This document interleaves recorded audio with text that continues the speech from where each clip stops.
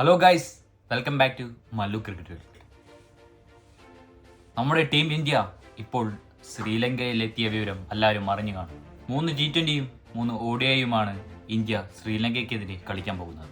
നമ്മുടെ കോച്ച് ഗൗതം ഗംഭീറിന്റെ ആദ്യത്തെ സീരീസ് എന്ന് തന്നെ പറയാം സുഹൃത്തുക്കളെ. ഓൾറെഡി നമ്മുടെ ടീം ഇന്ത്യയുടെ സ്ക്വാഡ് പബ്ലിഷ് ചെയ്തിരുന്നു.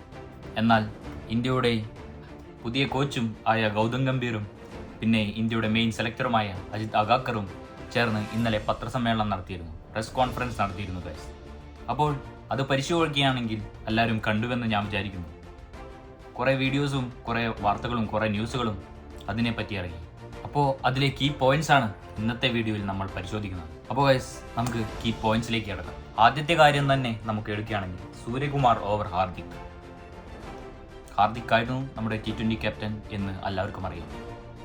എന്നാൽ നിരന്തരമായി പരുക്കുകൾ അദ്ദേഹത്തിന് വേട്ടയാടുന്നുണ്ടായിരുന്നു. അത് കാരണം സൂര്യകുമാറിനാണ് ഇത്തവണ T20 ക്യാപ്റ്റൻ സ്ഥാനം ഏൽപ്പിച്ചത്. നമുക്കറിയാം, T20 ഫോർമാറ്റിലെ ഏറ്റവും one of the best batsman തന്നെ പറയാം സൂര്യകുമാർ യാദവ്. സൂര്യകുമാർ യാദവിനാണ് ഇപ്രാവശ്യം ക്യാപ്റ്റൻസി നൽകിയത്. അതിന് കാരണമായി പറയുന്നത് ഇത് ഹാർദിക്കിന്റെ പരുക്ക് തന്നെയാണ്. എല്ലാ കളികളും കളിക്കുന്ന ഒരു ക്യാപ്റ്റനെയാണ് ടീമിന് വേണ്ടതെന്നാണ് അവർ വിശദീകരിക്കുന്നത്. അപ്പോൾ സൂര്യ അതിന് ഡിസേർവ് ചെയ്യുന്ന ആളും കൂടിയാണെന്ന് അവർ പറയുന്നു. അപ്പോൾ ഇനിയുള്ള T20യിലും സൂര്യകുമാർ തന്നെയായിരിക്കും ഇന്ത്യയെ നയിക്കുക എന്ന് ഇപ്പോൾ ഉറപ്പായി. ഒപ്പം വൈസ് ക്യാപ്റ്റനായി തിരഞ്ഞെടുത്ത് നമ്മുടെ ശുഭ്മാൻ ഗില്ലിനെയാണ്. ശുഭ്മാൻ ഗില്ലിനെ ഭാവി ഇന്ത്യൻ ക്യാപ്റ്റനായി വളർത്തുകയാണ് ഇപ്പോൾ BCCI ശ്രമിക്കുന്നത്. അതിന് എക്സാക്റ്റ് ഉദാഹരണം തന്നെയാണ് ഗംഭീർ പറയുന്നത് Shubman Gill is all format പ്ലെയറാണ്. 3 ഫോർമാറ്റിലും ഒരേപോലെ കളിക്കാവുന്ന ഒരു താരമാണ് ശുഭ്മാൻ ഗിൽ എന്നാണ് ഇന്നലെ പത്രസമ്മേളനത്തിൽ പറഞ്ഞത്.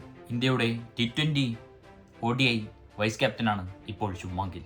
അടുത്ത ഒരു കാര്യം എടുക്കുകയാണെങ്കിൽ വൈ പന്ത് ഓവർ സഞ്ജു സാംസണിന് പകരം എന്തിനു പന്ത്? അതുതന്നെയാണ് എല്ലാ മലയാളികളും ചോദിക്കുന്നത്. എന്നാൽ അതിന് എക്സാക്റ്റ് ഒരു കറക്റ്റ് ഉത്തരവുമായിട്ടാണ് അവർ ഇന്നലെ പത്രസമ്മേളനത്തിൽ വന്നത്.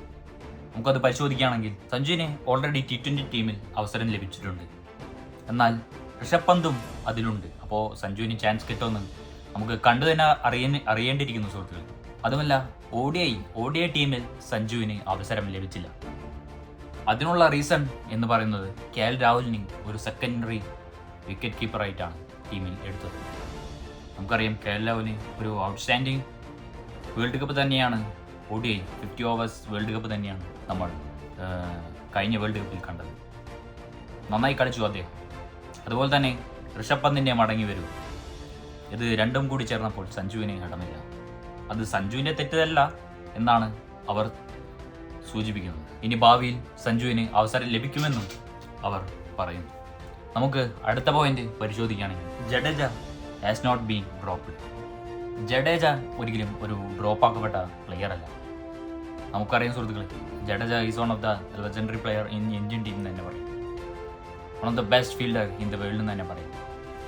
ഒരിക്കലും അദ്ദേഹത്തിന് ടീമിൽ നിന്ന് ഡ്രോപ്പ് ആക്കിയതില്ല.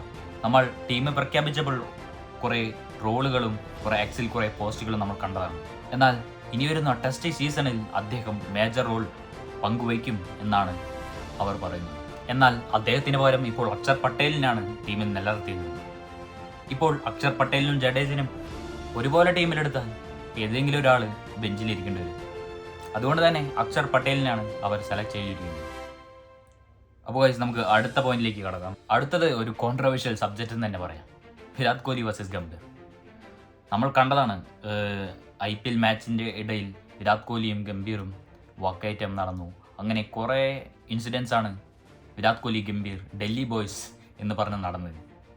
അപ്പോൾ അതൊക്കെ ഈ സൈഡിൽ വെക്കാമെന്നാണ് ഗംഭീർ തന്നെ പറയുന്നത്. അടുത്തത് ഒരു കോൺട്രവേഴ്ഷ്യൽ വിഷയം എന്ന് തന്നെ പറയാം സുഹൃത്തുക്കളെ, വിരാട് കോഹ്ലി വേഴ്സസ് ഗംഭീർ. നമ്മൾക്കറിയാം സുഹൃത്തുക്കളെ, നമ്മൾ കണ്ടതാണ് വിരാട് കോഹ്ലിയും ഗംഭീറും തമ്മിൽ വാക്കയറ്റം നടക്കുന്നുണ്ട് IPL മത്സരത്തിനിടയിൽ. എന്നാൽ ഇപ്പോൾ ഇനി അതൊക്കെ സൈഡിൽ വെക്കാമെന്നാണ് ഗൗതം ഗംഭീർ തന്നെ പറയുന്നത്.